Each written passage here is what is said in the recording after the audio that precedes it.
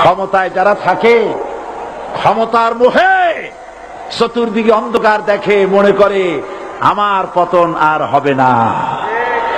কিন্তু তোমাকে বুঝিবে যে গোকুলে বাড়ি শেষে। গাড়ির চাকা সব সময় উপরে থাকে না। গাড়ির চাকা সব সময় উপরে থাকলে গাড়ি তো চলবেই না। গাড়ির চাকা ঘোরে বলেই তো গাড়ি চলে।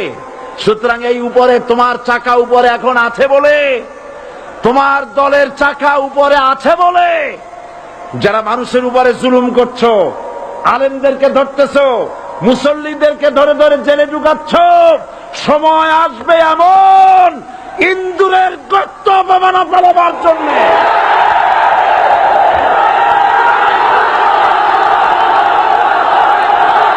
আল্লাহর প্রতি অবিচল বিশ্বাস এবং আস্থার কথা বলেছিলেন শহীদ প্রেসিডেন্ট জিয়াউর রহমান। সেটাকে মুছে ফেলে দিয়ে উনি সেখানে এমন এক আইন মন্ত্রী দিয়েছেন, আমি বলি আমার ভাষায়, সরকারকে ভূতে ধরেছে। ভূতের পা নাকি থাকে পেছনের দিকে, সামনে যত এগোতে চায় তত পেছনে চলে যায়। সরকারে কিসে ধরেছে? ভূতে ধরছে। সরকারের মাথার উপরে চেপেছে বামপন্থীরা। बर्बाद गुलिस्तान के लिए एक ही उल्लू काफी है। गुलिस्तान की हर शाख पे उल्लू बैठे हैं, फिर अंजाम गुलिस्तान क्या होगा? ফুল বাগানের ধ্বংস করার জন্য একটা হুতুম পেঁচা যথেষ্ট, কিন্তু হুতুম পেঁচা বসে গেছে প্রত্যেক ডালে ডালে। ফুল বাগানের অবস্থা কি হবে আল্লাহই জানে। শিক্ষা ব্যবস্থায় তিন নাস্তিক বসা। আইন যাকে দেওয়া হয়েছে তিনি আইনের চেয়ারে বসে সব বেআইনি কথা বলতেছেন। তিনি বলতেছেন ধর্ম ভিত্তিক রাজনীতি চলবে না।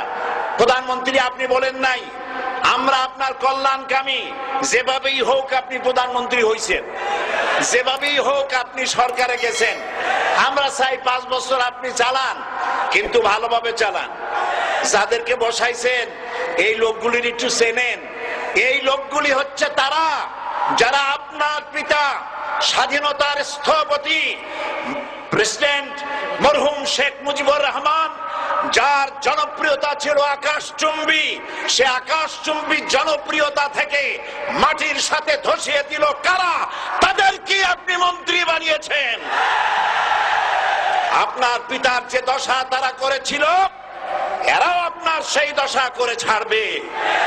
তার প্রমাণ হচ্ছে মন্ত্রী বলছে ধর্মনিরপেক্ষ ধর্মভিত্তিক রাজনীতি চলবে না। আপনি বলেন নাই, উনি বলেছেন। আপনি প্রতিবাদ করেন নাই, আপনার প্রতিবাদ